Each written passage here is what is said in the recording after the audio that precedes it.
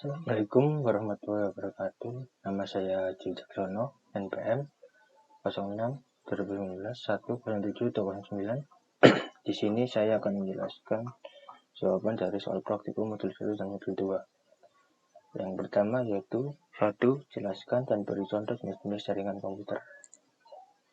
Di sini jaringan komputer adalah atau merupakan kumpulan sejumlah terminal komunikasi yang berada di berbagai lokasi, yang terdiri dari lebih satu komputer yang saling berhubungan. Nah, lalu jenis-jenis jaringannya yaitu yang pertama yaitu berdasarkan cara pemrosesan atau pengaksesannya. Ada client server, yaitu jaringan ini terdiri dari satu atau lebih komputer yang bertindak sebagai server dan beberapa komputer yang berperan sebagai klien. Umumnya yang bertindak sebagai server hanya satu komputer dan komputer yang lain berperan sebagai klien. Komputer server berperan sebagai penyedia sumber daya atau data, sedangkan komputer klien menggunakan sumber daya atau data yang disediakan oleh komputer server tersebut. Nah, seperti yang jaringan komputer tadi penjelasannya, terdiri dari lebih satu komputer, yang artinya satu komputer itu sebagai server dan satunya lagi sebagai klien. Yang kedua yaitu ada berdasarkan lingkupnya atau jangkauannya. Yang pertama yaitu LAN atau Local Area Network. Local merupakan jaringan komputer yang hanya mencakup area atau wilayah yang kecil saja. Biasanya jaraknya adalah 10 meter sampai 1 km. LAN memiliki keterbatasan ukuran. Ukurannya tidak bisa besar atau banyak. Lalu biasanya digunakan pada jaringan di warnet, kantor, atau sekolah. Contohnya yaitu WiFi, biasanya digunakan WiFi. Lalu ada Metropolitan Area Network, MAN, yaitu jaringan komputer dalam satu kota atau antar kota tertentu dengan kecepatan transfer data yang tinggi. Jarak yang dijangkaunya adalah 10 km. Lebih dari 1 km ya, ini lebih besar jaraknya. Lalu memiliki ukuran yang lebih besar dibandingkan LAN tadi. Jaringan komputer ini menghubungkan berbagai lokasi seperti perkantoran, kampus, pemerintahan, dan lain-lain. Lalu ada WAN, Wide Area Network, atau disingkat WAN, adalah suatu jenis jaringan komputer yang sangat luas, yaitu antar benua atau negara yang jarak yang dijangkaunya ialah 100 sampai 1000 km. Lalu media transmisi bisa digunakan dalam jaringan WAN adalah kabel bawah laut dan satelit. Jadi WAN menggunakan satelit di atas. Lalu yang kedua yaitu jelaskan minimal 2 topologi jaringan. Yang pertama yaitu topologi bus, yaitu not-not pada topologi bus ini dihubungkan secara serial sepanjang kabel dan pada kedua ujung kabel ditutup dengan terminator. Oke, contohnya ini gambarnya.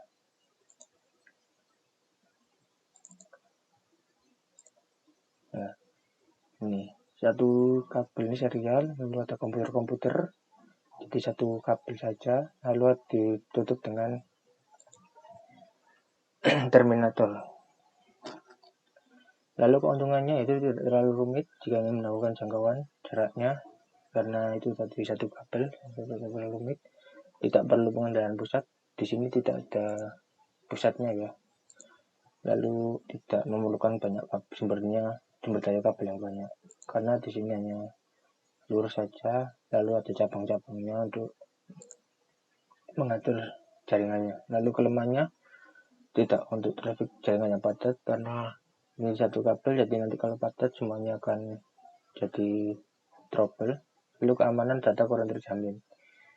Lalu yang terakhir sangat sulit untuk melakukan troubleshoot pada bus. Nah, jika ada kerusakan pada satu jaringan misalnya ini, maka semuanya akan mati atau kerusakannya. Jadi kita tidak tahu mana yang terjadi kerusakan, itu mencari satu-satu. Lalu yang selanjutnya ada topologi star. Pada topologi star ini, setiap node terkoneksi langsung dengan server pusat. Aliran data mengalir dari node kemudian ke server pusat lalu diarahkan ke node yang dituju. Keuntungannya itu apabila satu komputer yang mengalami kerusakan dalam jaringan, maka komputer tersebut tidak akan membuat mati seluruh jaringan. Oke, kita ke topologi star. Nah, ini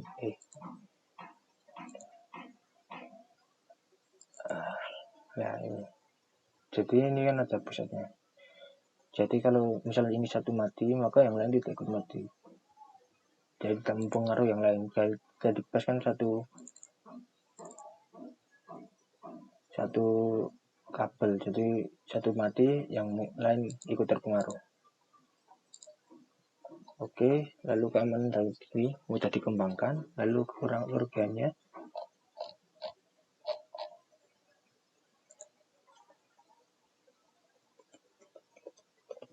namanya yaitu jumlah terminal terbatas tergantung dari port yang ada pada hub. Terminalnya terbatas karena hubnya berapa tergantung intinya. Lalu di sini, lalu lintas data yang dapat pada tahun menjalankan jaringan bekerja lebih lambat, sama seperti pas tadi. Lalu boros dalam penggunaan kabel. Boros karena di sini harus satu, banyak kabel yang harus dipakai. Selanjutnya topologi mesh.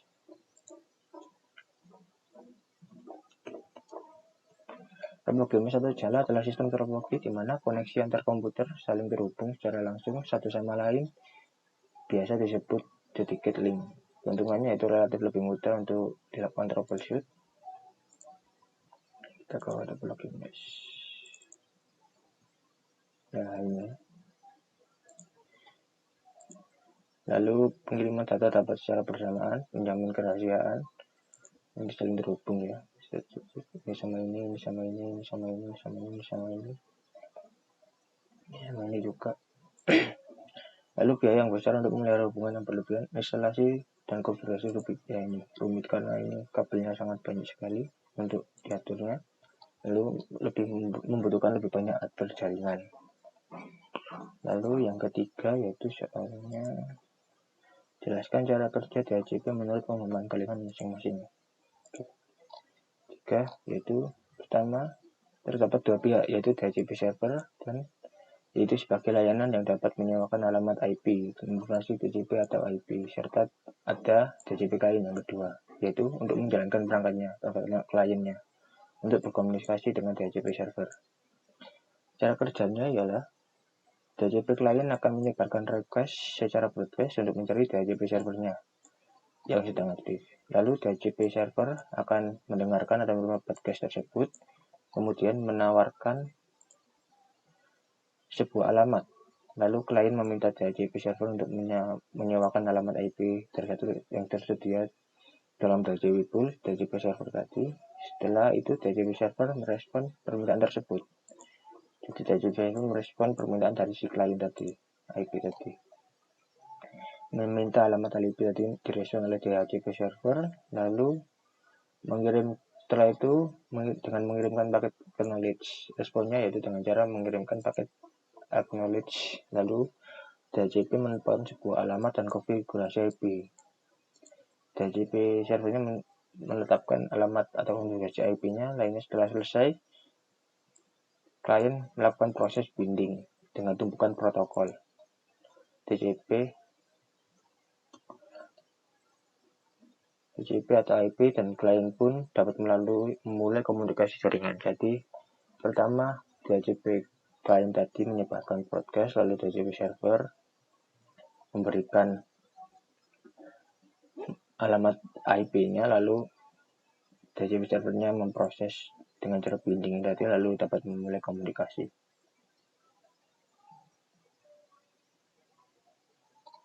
Oke, selanjutnya yaitu konfigurasi DHCP server pada PC Linux dengan satu klien. Selanjutnya konfigurasi DHCP server pada PC Linux dengan satu klien dengan networknya 192.168.30.0/24. Lakukan routing agar klien bisa terhubung. Jelaskan langkah-langkah dan mencoba konfigurasi menggunakan laptop masing-masing. Oke, kita ke VirtualBox. Kita yang pertama buka Ubuntu servernya.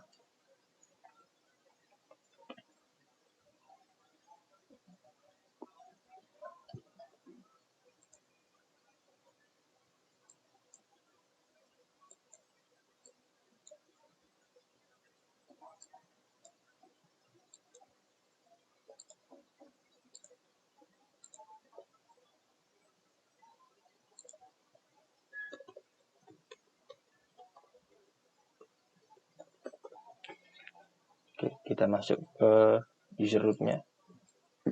Itu caranya. Min-i, masukkan passwordnya, lalu kita masuk ke untuk ngedit networknya, interface-nya yaitu nano edit.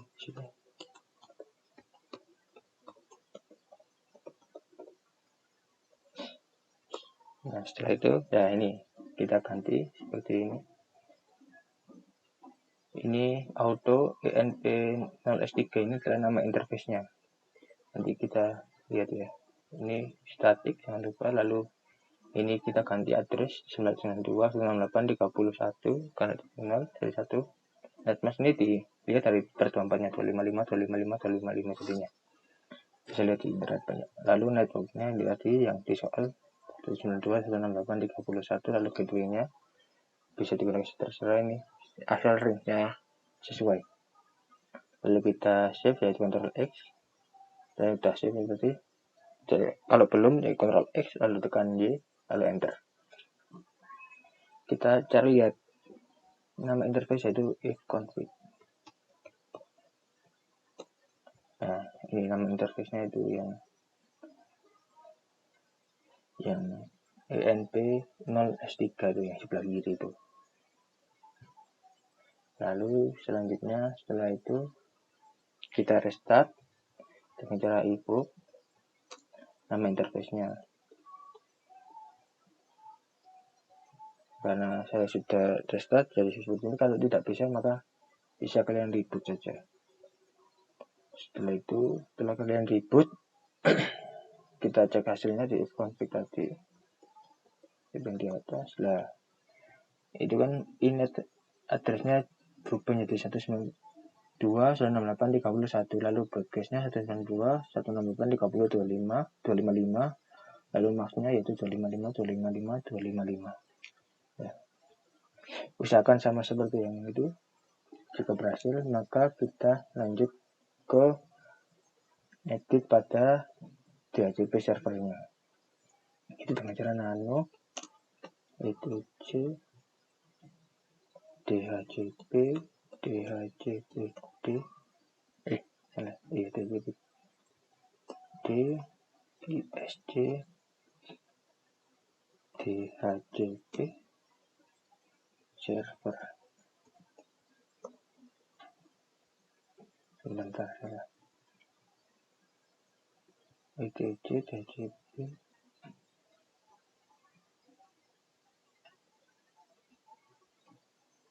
default ternyata kita salah default kita cari defaultnya.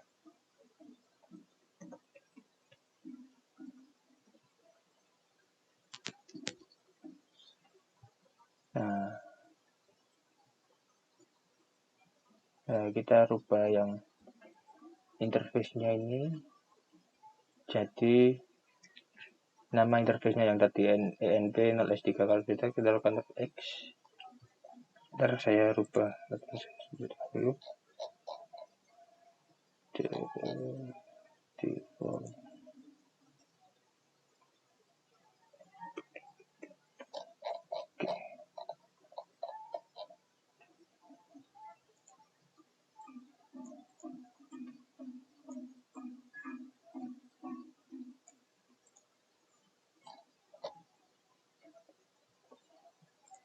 Oke, setelah itu setelah selesai maka Ctrl X, Y, enter tadi seperti itu. Lalu kita aktifkan auto-retrieve lihat dengan cara nano setg /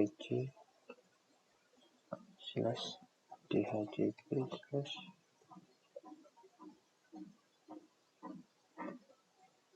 /pd.com. Oke, kita aktifkan. Nah ini sebelumnya ada pagarnya, hapus saja pagarnya untuk mengaktifkan. Lalu selanjutnya sekalian kita rubah yang bagian ini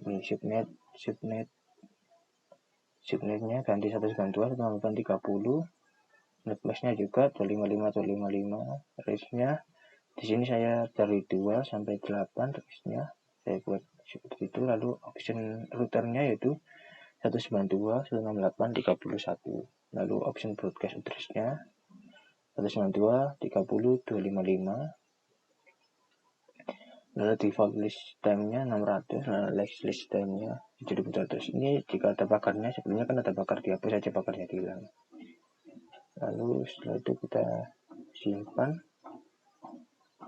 saya simpan, lalu kita restart dengan cara etc init.d isc dhcp server restart. Oke, nah akan melakukan pesan seperti ini. Oke, restarting via system is the service. Kemudian setelah kita selesai di sini, kita pergi ke klien.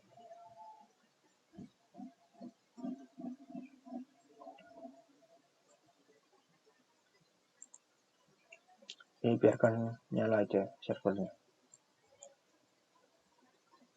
Nanti soalnya kita konfigurasi.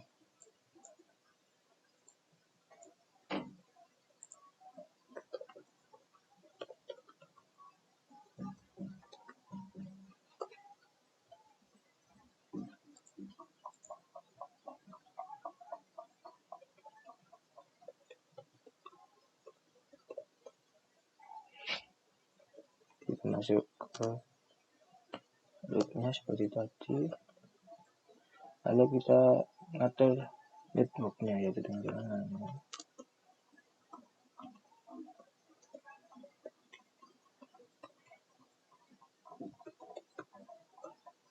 Nah, kita ubah ini kan auto.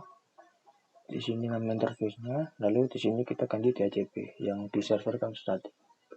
Ctrl X, Y, enter. Lalu setelah itu kita restart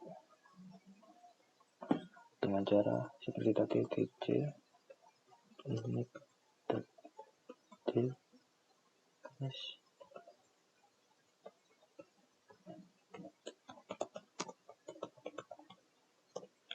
Oke, berhasil.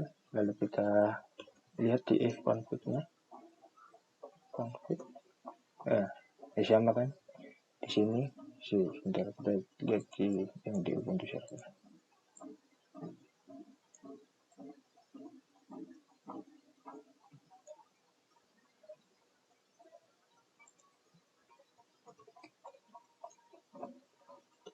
Oke, kita lihat init address-nya. Saya menggunakan 30, ini 2 karena ini kliennya. Lalu 192, 168, 30, 255. Mesh-nya sama, init address-nya juga sama, bermanfaat. Oke, berhasil. Ini sudah berhasil. Kita coba lakukan ping-nya. Jika ping sesuai init address-nya ya. 192, 168.30.2. Oke. Ya, ini tandanya berhasil karena melakukan replay yang sama terus menerus. Oke, setelah itu kita tutup saja. Sekarang kita coba, kalau misal Ubuntu servernya tidak dinyalakan, maka tidak akan bisa menggunakan konfigurasinya, tidak menemukan IP-nya. Karena tadi seperti yang dijelaskan di jaringan router tadi yang bersifat DHCP, yaitu Ubuntu client merequest secara broadcast untuk mencari DHCP server yang sedang aktif. Lalu DHCP server memberikan alamat IP-nya. Setelah itu maka DHCP client akan melakukan proses binding untuk bisa berkomunikasi dengan DHCP server. Nah kan seperti ini, ada waktu ini tidak menemukan, ini sedang mencari DHCP yang sedang aktif, DHCP server yang IP-nya sedang aktif. Jadi kan tidak ada karena sudah ditemukan karena sinyalnya aktif. Kita coba sekarang perbedaannya.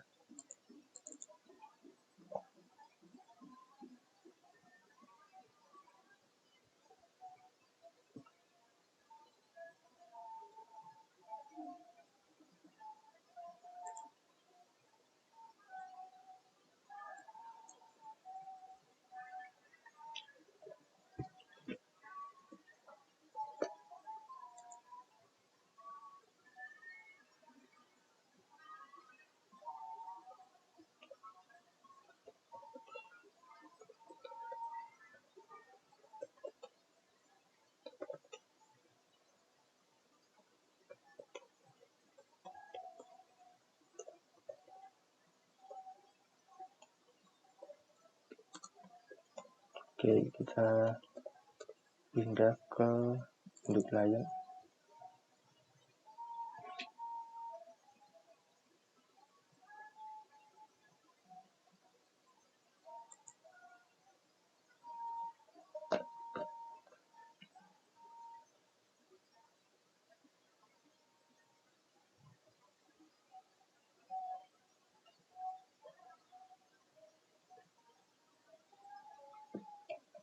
Nah, kalian berhasil masuk karena kita menemukan IP servernya dari sini. Oke.